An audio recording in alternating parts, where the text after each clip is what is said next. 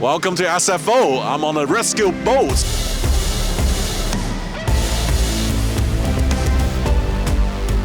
We've been cleared to do a runway inspection for either 10 left or 10 right. That's depending on the traffic.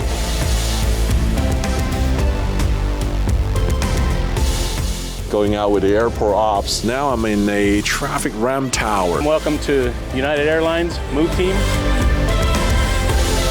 We're running an auto shop here. Got the auto shop here. We're now in the project now. The SFO Aviation Museum.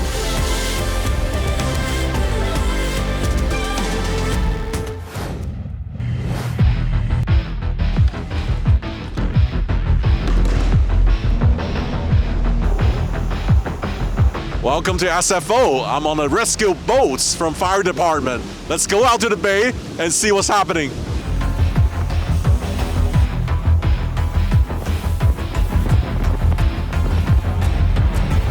We're out at San Francisco Bay, right? Where exactly we are right now? We are at the end of runway 28 right and 28 left, the final approach for the two longest runways here at SFO. You can see the parallel famous SFO approach over the bay. And what are you guys mainly looking out for every time when you come out here? Our primary responsibility is safety on the water in and surrounding San Francisco Airport. In the event of an accident on the water, we have a marine unit that will deploy out to any incident in the area. Not always just aircraft, but there's been boats in distress in the area as well.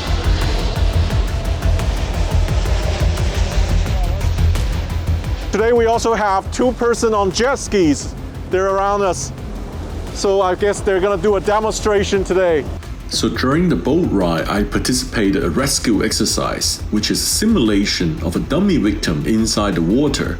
Together with the jet ski, I have to recover the victim and bring him onto the boat. It is not an easy task, and I missed it the first time with the water current being so strong. You bring him right to that little narrow point. All right. All right. All right. Now bring him on in. I got it. Drag him on. I got it. Oh, he's heavy. It's very heavy. We hope this never happens in real life situation. What if you have like 4 person, or maybe you have, God forbid, a large airplane having a disaster? We do carry the self-inflating life rafts. All we have to do is throw them overboard. You pull the ripcord, they'll self-inflate. It gives everyone, it's a long, a pad that self-inflates and allows everyone to either climb onto or at least hold onto, so that they have an inflatable life raft to hold onto while we get more equipment, because we coordinate with San Francisco Coast Guard, and the other fire departments here that also have marine units would also be responding as well.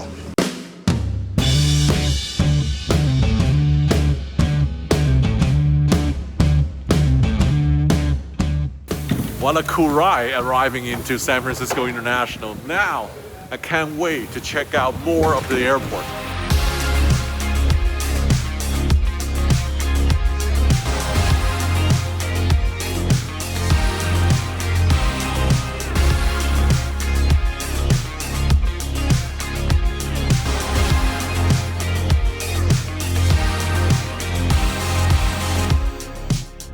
Going out with the airport ops. I'm with Alex today. He's gonna take us out to the runway to see some big boys landing. So tell us right now which runway they're doing takeoff and landing. Right now, the domestic traffic that is leaving, those are departing off of 1 left and right. And then the heavier aircraft, as well as obviously the internationals, they're departing off of 28 left and 28 right. The airplanes right now are landing on 28 left and 28 right. And this is the preferred configuration for SFO. This is our preferred configuration. That is correct.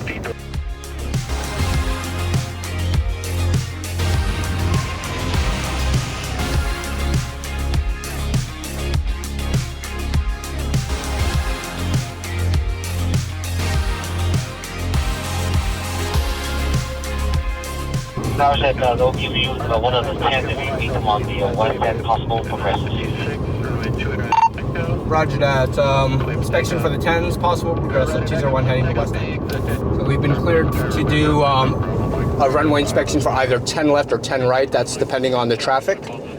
I don't know if you heard, but they said expect progressive. That means that they'll be giving it to us in spurts. They'll be having us do the runway inspection in between traffic.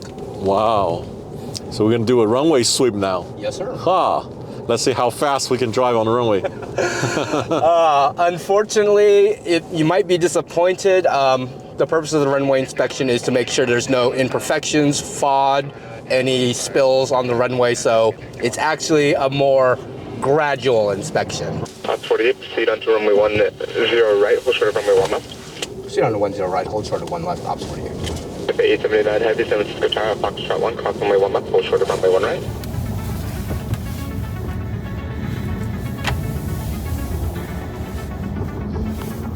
Another 1008, the Heavy will hold short of your runway from the left, runway 1 right. The wind's 2.019, right to take off. Take off, hold right to the wing. 676 San Francisco Tower, runway 1 right, left, wing. 1 right, line of Boeing, Skyline 6676. 48, get way to Air Canada, they're going to exit up single left to right. Give way to Air Canada, Roger, Ops 48. Air Canada 741, single cross runway 2 left and contact ground. Yeah, 1008, contact no contact porters 2, report 908. Hold up 1 right to you, Ops 48. 676, contact no contact porters 2, road count now, yeah, 5676. This would be more typical of the pace from Alert 2 chase. And again, the purpose of this, in an Alert 2 situation, we're more or less concerned about getting to the aircraft. Let's just say, for argument's sake, we did notice it was trailing fuel or a piece of the aircraft came off. At that point, we would just automatically close the runway. So we're looking for very large-scale things. That's why it's okay to be maintaining a higher speed. During a normal runway inspection, we're more, as you saw, we're more deliberate. We're looking for the tiny details. We're looking for a light that may have been knocked over. We're looking for a potential crack or a pothole on the runway. We're looking for markings that are no longer good. And that's harder to do at the higher speed. Cross 28 left at Echo, contact ground American 2387. Ops 48, clear of all runways. Thanks for that, sir. Okay, thank you.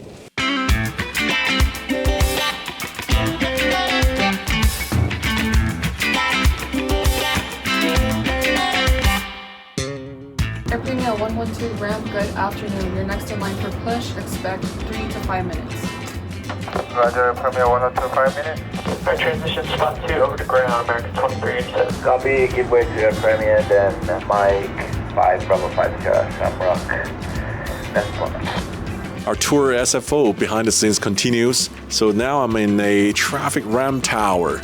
Not to be confused with air traffic control tower, but this tower is also interesting. Tell us more about what you do here. We control the non-moving traffic. Anything from boarding area B, as you see here. Any traffic that enters, it needs to be, all aircraft needs to call tower here for clearance to come in. Because in the back here, there's only one way, in and out. So if you have an airplane coming in and one waiting to get out, it would be impossible. So coordination very important with calling the ramp tower here. Scandinavian 935 ramp, reference the American, transitioning to spot 2, enter spot 1 and hold at spot 3. Confirm spot 1 and then continue to spot 3. We also manage the resources at the airport, the gate assignment, baggage claims for the inbounds, the baggage chute for the outbound, also the ticket counters at the international terminal.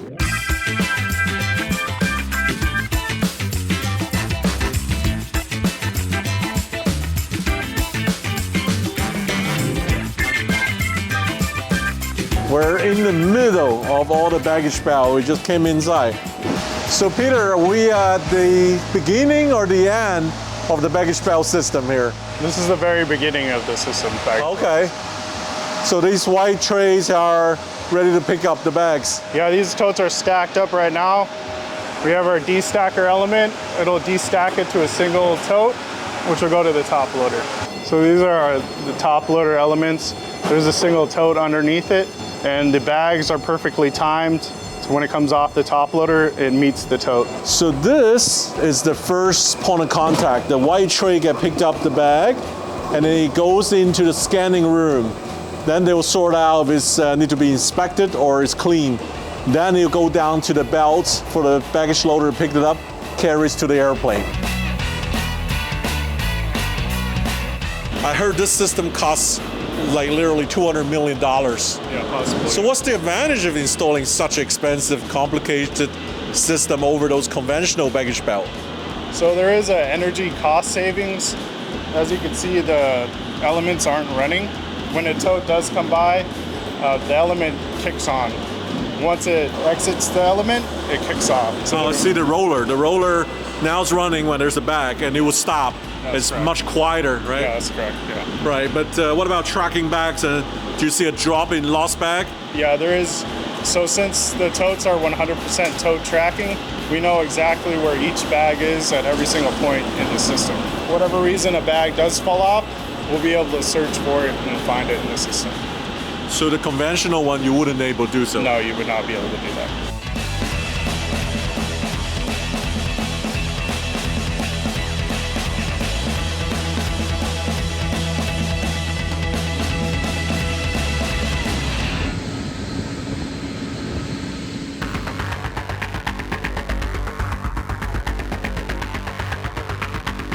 We're in the middle of the airfield.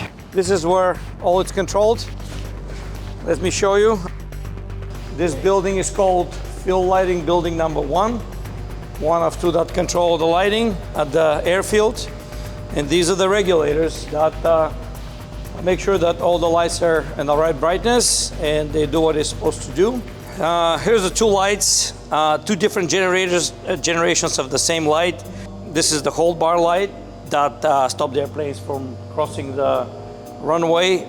It stays at the end of the taxiway before entering the runway. This is the new generation. This is the old generation of the same light. This was the first time the LED light was introduced at the airports.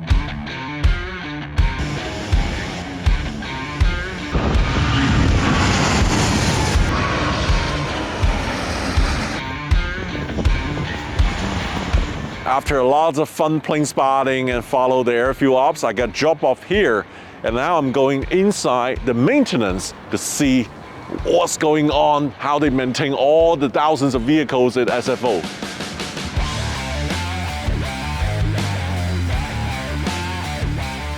Good, how are you doing today? Good to see you. So you're running an auto shop here? Got the auto shop here. We fix everything from weed whackers to large ARF trucks. We have a lot of electric vehicles we're bringing into the fleet. One of our two tow trucks, we do periodic maintenance on that. It always has to be ready to go in a case of emergency.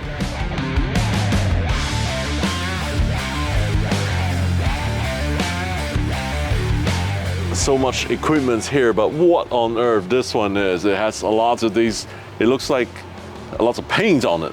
Yeah, so that's exactly right. This is our paint striper truck.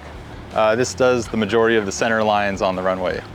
Oh, so it paints the runway markings. It does. And I see this is such a beast. You maintain this equipment. What is this? Yeah, so this is our largest piece of equipment we're working on here. This is our asphalt grinder. It's capable of grinding up concrete and asphalt in front of the paver, and then the paver comes in and puts new asphalt right behind it. Okay, smoothing up the roads. Yep. No more bumpy roads, nice no more bumpy smooth runway. landing for the airplanes.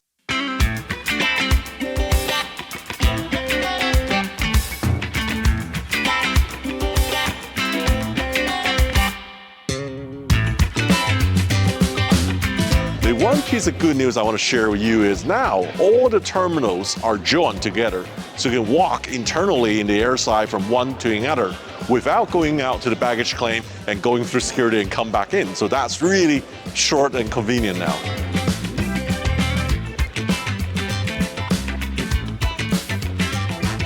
I'm in the sensory room here in Terminal 1. There's an airplane mock-up. I think the design is for first-time flyer and nervous flyer to break their nerve, to calm them, looking out the window, have a feel. What's it like on board an airplane for the first time?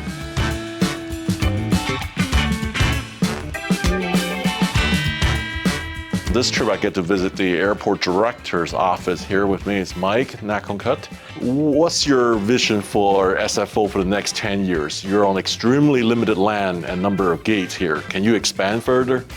That's a great question, Sam. I really appreciate you being here. We see ourselves as one of the best airports in the world, supporting one of the best cities in the world. Right now, we have 52 million passengers going through SFO. And over the next decade, we see ourselves growing at least by another 20 million passengers. So we have to continue to invest in the airport and develop the facilities and create a tremendous passenger experience that is done so in a responsible manner. We value sustainability, and we want to make sure that we are also one of the greenest airports in the world as well. If there's one airline on your wish list, you want to bring them to SFO, what would that be? I won't single out one airline. I know we have a lot of airlines that we work with, and they're wonderful partners to us, and we also would value some additional service, especially Trans-Pacific service, because we see ourselves as the premier Trans-Pacific gateway in the United States. We're located on the West Coast, and we have many Trans-Pacific flights. Right now, if you look at our international component, it comprises about 25% of our overall flight activity here at SFO, and we see that international component, and in order to grow that international component, Trans-Pacific service is going to be an important element.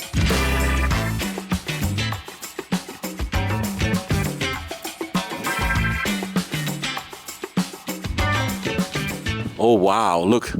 2 parallel takeoffs, one taking off on the left, one taking off the right. They're going to start bank and maintain separation, right? I see lots of good traffic through the glasses here.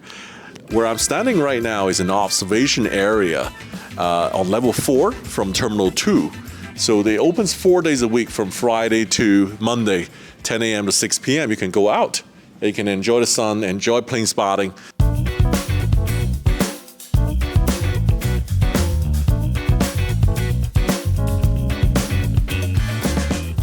So I'm standing in the middle of United Airlines Terminal 3 at San Fran. I remember when I was a kid in 1993, the first time I came to the United States, I was here, and it is still around. The east side is there, the west side, which is getting modernized and reopening. Just want to give you a perspective here. So we're in Terminal 3, and that's International Terminal G Concourse. So there's a temporary walkway they built in short time to allow passengers still able to connect. And behind that, that's where the construction site, that's where they're modernizing the west side of Terminal 3. While we're walking down, we see a lot of airplanes, full of planes, and there's not enough number of gates. How are you mitigating or how are you rectifying this? Yeah, so previously it was just 4 narrow-body gates, and what the new project provides are 3 international swing capability gates that can change those narrow bodies up to wide bodies that we didn't previously had, so sizes up to 787s, 777s. You see, we're now in the project now. We're excited because it's coming onto the site to see the real stuff. So under here is all the existing building, but a lot of it is being kept, and that's what makes it so complex, is that this is not a greenfield site. We're having to build and design around an existing building and existing utilities. So it makes it a really extremely complex project. So you can see temporary supports to hold up the existing structure.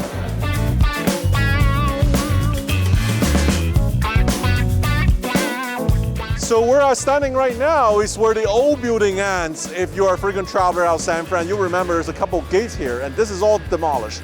Yeah, and this is a really exciting vantage point, because you get a scale of how much additional floor plate we're going to get. It's going to extend all the way out to where those structural pipes are and columns. That's a lot of new square footage for amenities and program.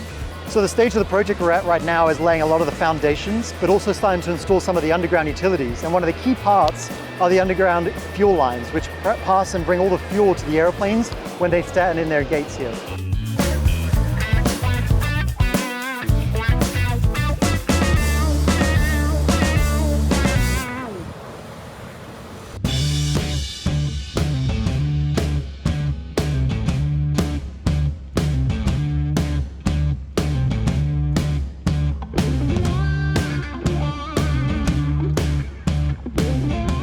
Sam, welcome to United Airlines Move Team here at San Francisco. Inside our hangar here, we have one of our new electric tugs. We're going to give you a ride in it, maybe even surprise you today. This here is a plug that we can plug into the aircraft when we're moving it to give it power. So if we're moving an aircraft at night and we need to light it up and we don't want to turn on the APU because we like to save fuel, we'll plug this in and it's all electric. This is what we call the cradle. As we pull in and we touch these here to the nose gear, these will raise up. There's inside, I push a button, this will close, squeeze the aircraft nose gear, and then it lifts it up off. It hugs the front wheel. Exactly. And lifts it up. And then we lift it up and off we go and we tow.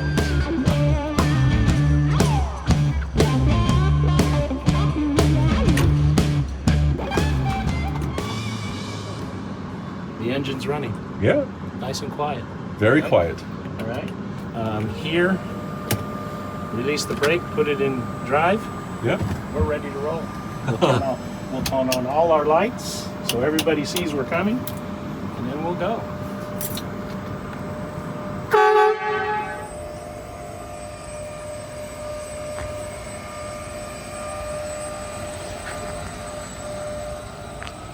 Yes. So with the electric tug, what kind of airplane you can tow around?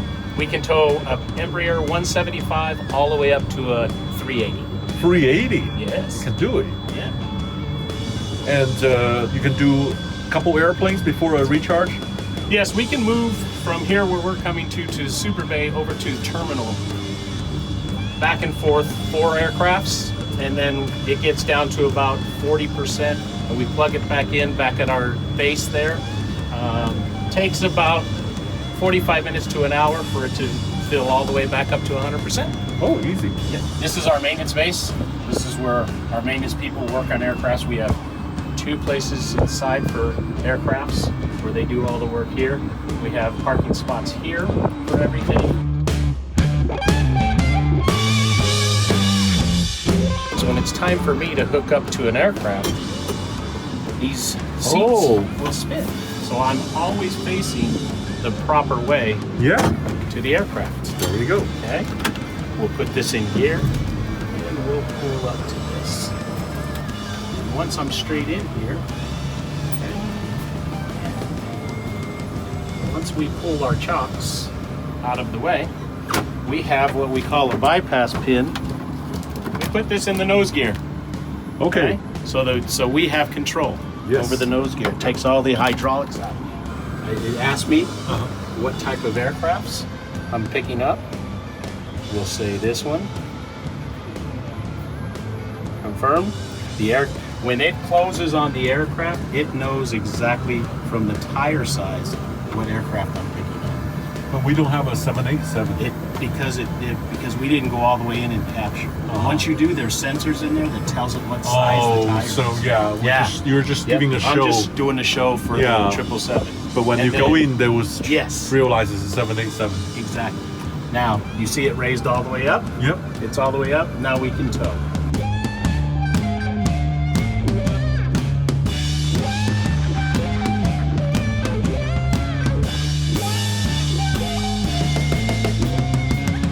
There you go. Now you're ready. Step on the gas.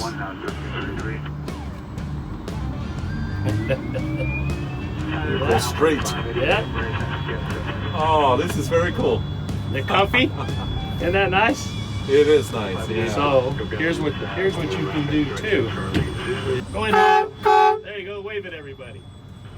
Sam's driving, everybody.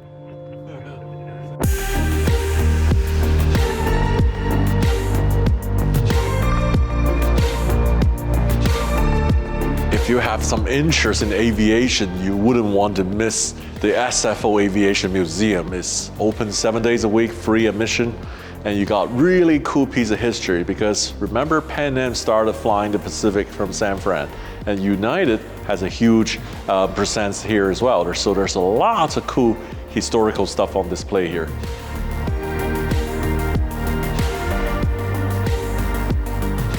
This is in a grand scale of what I would like to collect. I have a little bit loose pieces at home, but look at this. They're coming in full sets of yesteryear aviation here.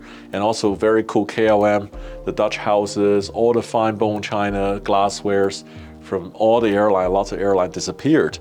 And you can find them here, neatly displayed and kept here. And look at all these cool airline retro bags from China Airlines, Swiss Air, Wow, look at all these airlines, TWA, Hughes Air West, and lots of them. You cannot see them anywhere, but they're here.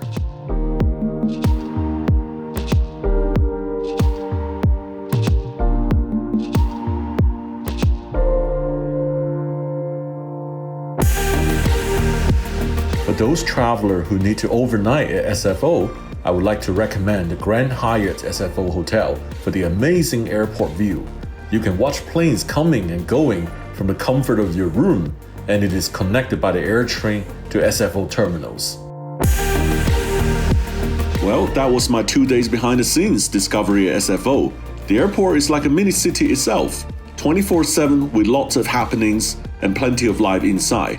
I hope you enjoyed the experience together. See you next time.